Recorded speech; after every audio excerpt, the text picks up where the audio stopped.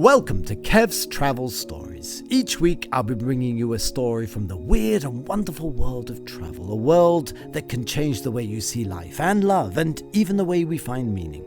Places that are iconic and sometimes surprising and even terrifying. So sit back and enjoy while we go on a magical mystery tour together.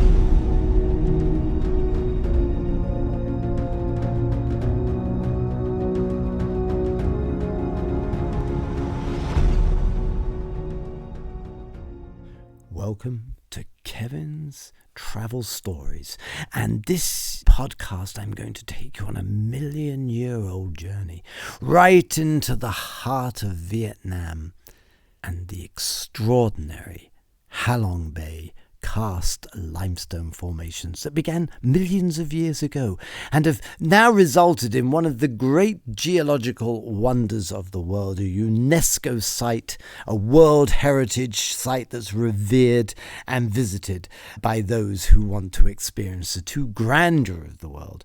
Just to put it into context, these limestone rock formation began during the Carboniferous period, which is like 340 million years ago. And the earth was much warmer than it is today. There was large swamps of carbonated sediment that moved in the oceans, and they gradually hardened and thickened into these limestone rocks that were up to 1,200 meters high. The famous karsts we see today, thanks to years, a millennium of erosion of rain and sea, you'll now be able to enjoy Halong Bay as a wonder of the world. But maybe there's one thing you have to be careful of doing. I suffer from claustrophobia, as many people do, and I elected to go on a boat trip while we were deep in the heart of the karsts. You do, if you have visited the podcast on Halong Bay, which accompanies this particular story podcast, you will get the whole overview of how to take a trip and enjoy the majesty of Halong Bay. This story is about how I felt the world was going to crush me into annihilation. It all started at the crack of dawn. We got up on our little cruise boat, a beautiful boat that is one of the many that goes out into Halong Bay. You take a 24-hour cruise once you've settled, flown into Hanoi and taken the trip out to Halong Bay. You arrive on your cruiser right out into the bay, surrounded by these limestone marbles, and in the morning everybody's offered the chance to get on a little boat and to go deep into the caves that formed underneath these incredible rock formations. Well, I didn't feel too bad about this when I first started. They look so beautiful. They look almost mystical. You could almost stroke them from a distance. But once we got up, I put on my mosquito and sun cream, got into the boat. Sunlight was starting to come over the mystical emerald waters of Halong Bay, and one lonely fisherman with 2 oars and a boat no longer than 10-12 meters with 4 other sturdy visitors from around the world, an Indian family, an American family, and a couple of Australians. We were then very silently in the calm of the morning, and just imagine this, that the sun's rising, all you hear is these 2 oars being manipulated by the gondolier who is pushing as a fisherman from one of the fast disappearing local communities that used to thrive on Halong Bay. They don't do so much nowadays, so important to go along and enjoy this experience while you can. But my enjoyment was very, very limited, because as we approached one of these karsts, these giant limestone rocks soaring up to the sky, covered with this vegetation on it, we saw monkeys appear, these famous black-faced monkeys. And they looked down, and I got a sense of foreboding. And then, almost invisible, I thought, well, there's no cave we'll be able to look at here. But right at the very, very base was a little black slit. And as we got slowly closer and closer, it turned out to be the opening.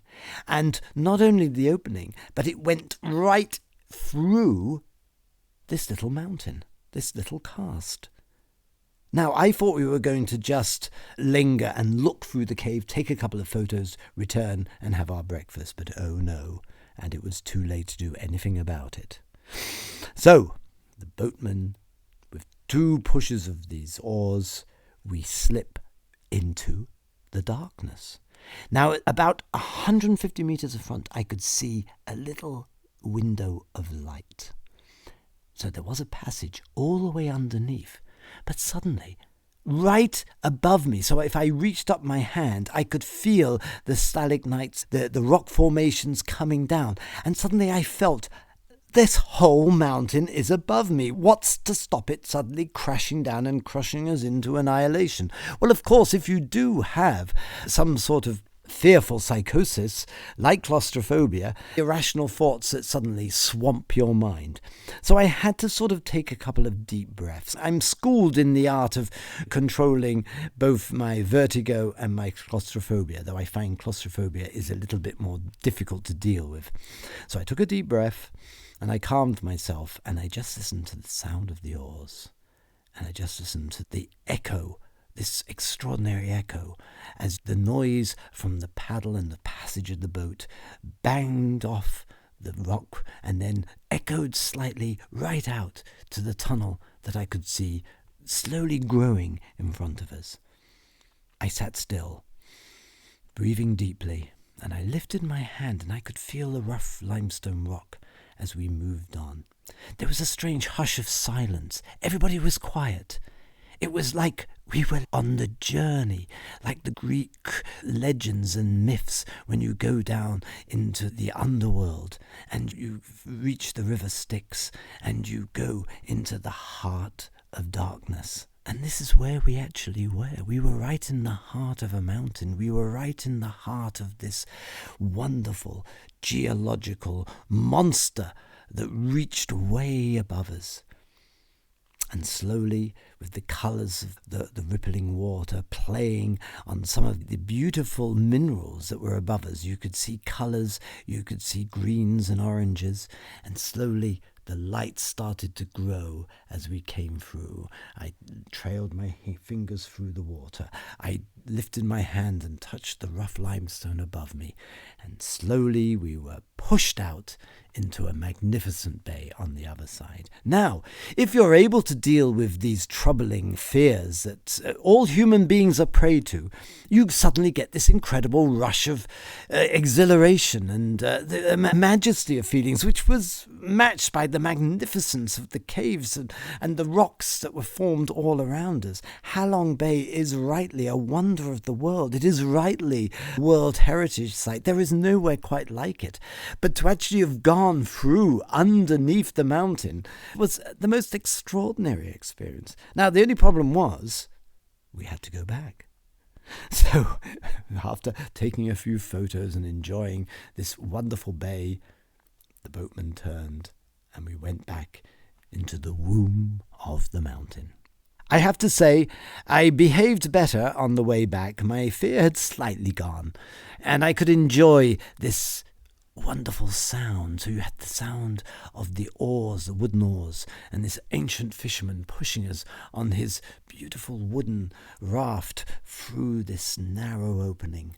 We saw another boat coming towards us, and we just about managed to pass each other. And we heard the chatter and the reflections of the light and the smell of this mountain. You're in the heart of the world. It was really quite an eye-opening experience, and out we came at the other end, and there we were. Dawn had come. All was right with the world. Above us, the black-faced monkeys laughed. I'd say they have quite a fun experience watching all these strange humans jumping in and out of their world at will. And we then made our way leisurely back through these karsts, making our way winding through the emerald green water and back to our boat. And I have to say, that dawn meeting with Mother Earth and going deep into Mother Earth will stay with me. It was something very basic and something very real about being in the inside of a mountain, losing the light and then coming back to this magnificent world. And you will find it all if you make your way to Vietnam, catch a plane to Hanoi, cover the couple of 100 kilometers to Halong Bay, get on a boat, book an overnight cruise, and you too will be able to go deep into the experience of another wonderful world.